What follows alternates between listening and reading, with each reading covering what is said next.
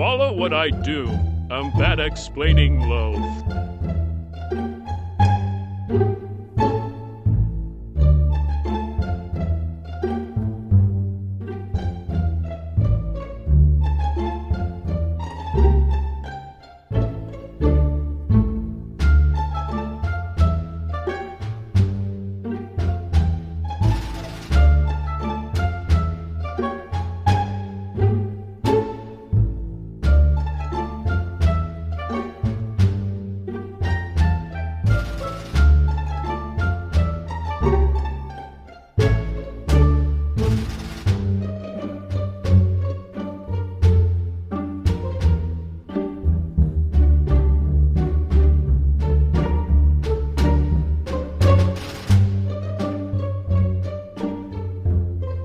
Make sure to use this graph first, then this graph for a better result.